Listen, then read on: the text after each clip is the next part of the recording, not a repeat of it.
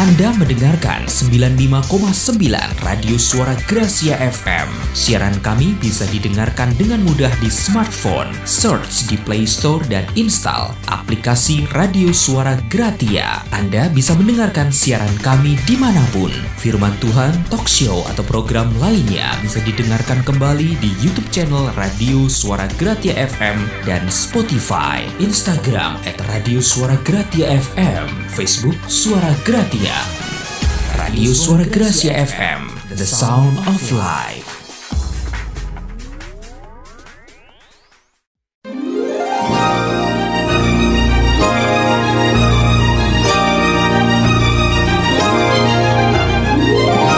Sahabat, sesaat lagi Anda akan mengikuti program Making Life Better bersama Paulus Wiratno.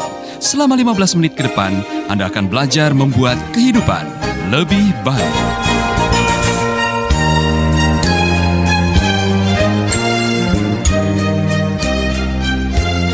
Benar tidak? Saya mau mengatakan ini karena saudara-saudara, saya mendengar kabar, jangan terlalu erat memegang harta.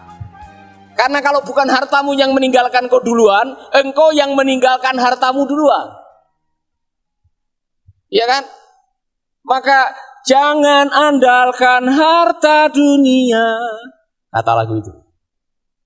Setelah itu, peganglah erat terang firman-Nya. Pegang erat terang firman-Nya. Mengandalkan Tuhan lebih baik daripada mengandalkan harta. Haleluya. Amin.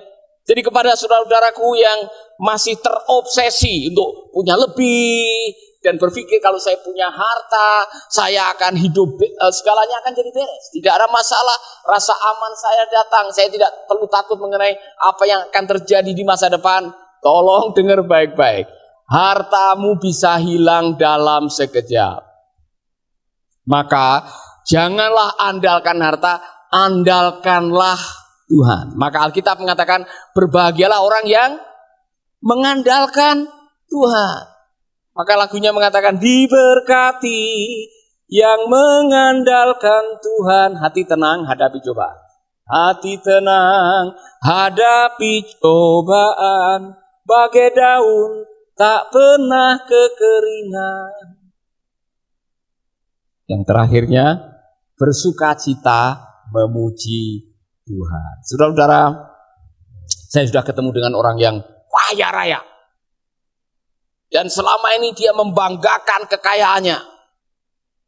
Dan ketika ada Krismon, masih ingat tahun 98, semua hartanya habis, ludes, tidak ada lagi.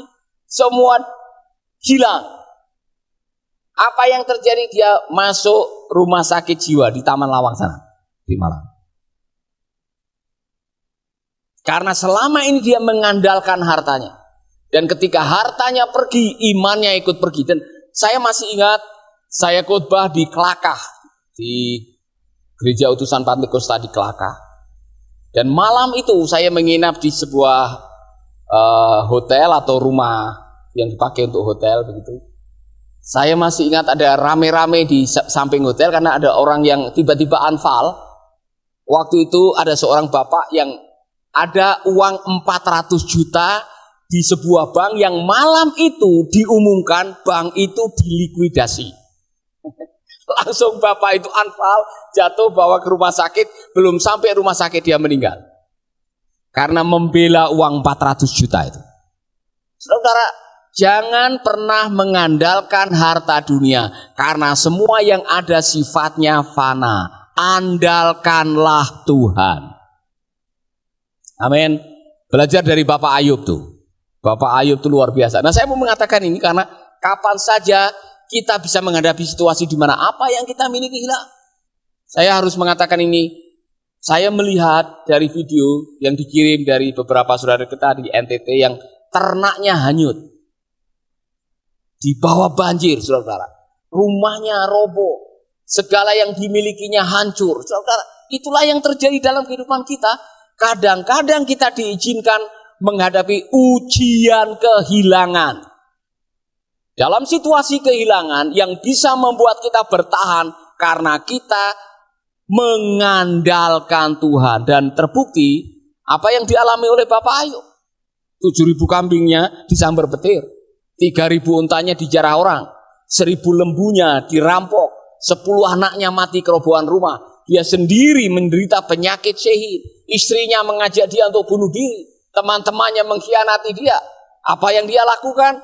Dia tidak meninggalkan Tuhannya. Selama ini dia sudah belajar. Dia orang yang saleh, takut akan Tuhan, menjauhi kejahatan. Saat semuanya hilang, dia mengucapkan kata-kata iman. Aku lahir dengan telanjang, aku kembali dengan telanjang. Pemahamannya dia benar. Tuhan yang memberi, Tuhan yang mengambil. Kalimat terakhirnya itu sulit untuk diucapkan oleh orang yang sedang kehilangan. Terpujilah nama Tuhan. Saudara-saudara, Ayub pasal 19, saudara akan menemukan ketika dia disakiti oleh temannya, dia mengucapkan kata-kata iman. Diawali dengan sebuah kalimat, kamu sudah 10 kali menyakitkan hatiku.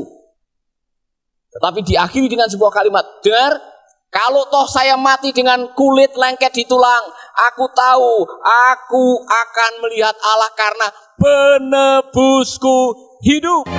Anda masih bersama Paulus Wiratno di Making Life Better.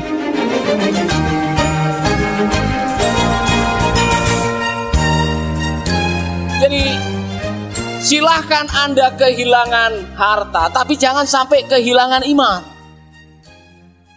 Dengar, imanmu bisa mengembalikan hartamu, tetapi hartamu belum tentu bisa membeli imanmu. Maka dalam situasi di mana kita diizinkan menghadapi ujian kehilangan, mari kita tes, adakah Anda orang yang selama ini haus harta atau tidak? Pada waktu hartamu tidak dimiliki lagi, pada waktu engkau kehilangan harta benda, masih adakah kata puji Tuhan? Masih adakah kata semuanya baik? Masih adakah kata ucapan syukur? Masih adakah saudara bisa mengucapkan innalillahi wa innalillahi rojiun? Tuhan yang memberi, Tuhan yang mengambil. Haleluya. Amin. Saya dengar ada orang yang baru kehilangan HP sudah ngambek, tidak mau datang ke kebaktian lagi, ya kan? Ayub kehilangan, kalau saya hitung katanya ada sampai 20 miliar apa yang dia miliki.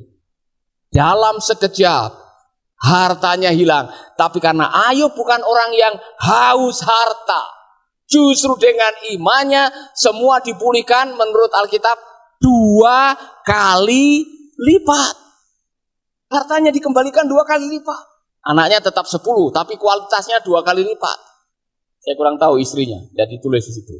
Dikembalikan 2 kali lipat atau tidak? Tidak ditulis. Tetapi saya mengatakan, orang-orang yang haus harta, dengar baik-baik. Lebih baik Anda haus kebenaran daripada haus kekayaan. Karena kekayaan Anda sifatnya sementara, tetapi kebenaran itu tetap selama-lamanya. Dan kebenaran itu yang akan menyelamatkan Anda pada waktu diizinkan menghadapi kesulitan. Amin. Ada lagi. Saudara-saudara pernah mendengar ada, kalau tidak salah, mamanya Yakobus.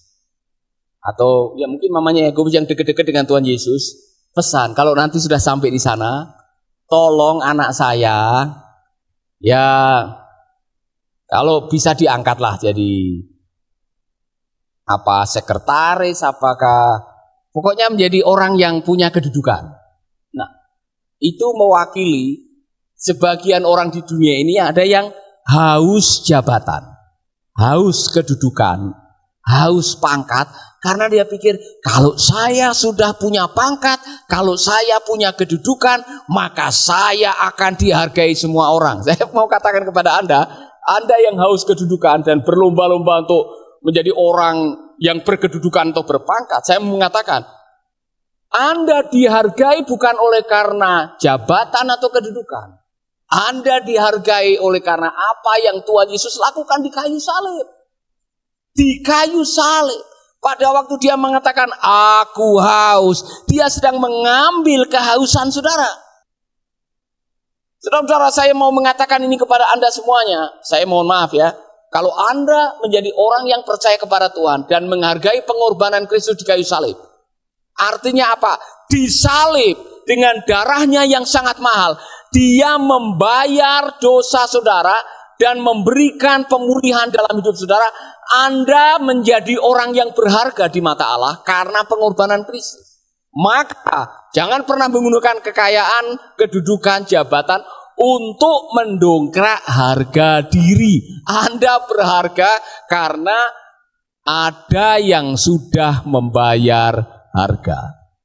Saya mau pastikan ini saudara, karena haus kedudukan, haus jabatan ini bukan hanya dalam dunia politik, dalam dunia kegerejaan atau dalam dunia rohani, dalam dunia pelayanan, masih ada orang-orang yang dijumpai haus kedudukan. Nah, di sini tidak ada.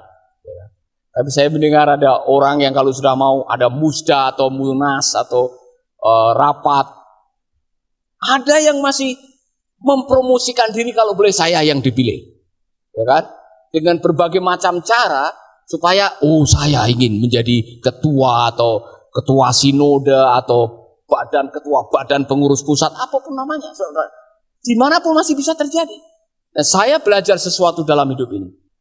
Belajarlah menghargai karya Yesus di kayu salib. Waktu Yesus mengatakan, aku haus. Semua kehausan saudara sudah ditanggung. Karena apa? Kalau Anda haus penghargaan, Yesus sudah membayar harga diri saudara dengan pengorbanannya di kayu salib. Saya pastikan ini. Saya ulangi lagi dengan saudara. Saya dulu orang yang suka dilecehkan, direndahkan, sering ditolak karena miskin, dan yang kedua bapaknya PKI. Jadi saya suka ditolak, maka saya haus diterima, haus dihargai. Saudara, itu terbawa-bawa sampai saya masuk dalam pelayanan. Kadang-kadang saya melayani Tuhan tidak murni untuk melayani 100%. Ingin unjuk gigi menunjukkan supaya saya dihormati, dihargai. Sampai pada akhirnya saya ditegur oleh Tuhan, berdiri di depan kayu salib. Sahabat, Anda baru saja mendengarkan Making Life Better. Keluarga Gracia, biarlah firman Tuhan selalu menjadi pelita dalam hidup kita sepanjang tahun ini. Dengarkan selalu radio Suara Gracia di 95,9 FM, streaming di suaragratiafm.com/streaming, atau dengan aplikasi Android Radio Suara Gratia yang tersedia di Play Store. Jika Anda diberkati oleh siaran Suara Gracia FM dan mengalami kuasa mujizat Tuhan, mari menjadi berkat dengan mengirimkan kesaksian ke WhatsApp Radio Suara Gracia FM di 0817 222 959. Biarlah melalui kesaksian Anda, banyak jiwa dikuatkan dan dibangkitkan kembali imannya. Tuhan memberkati.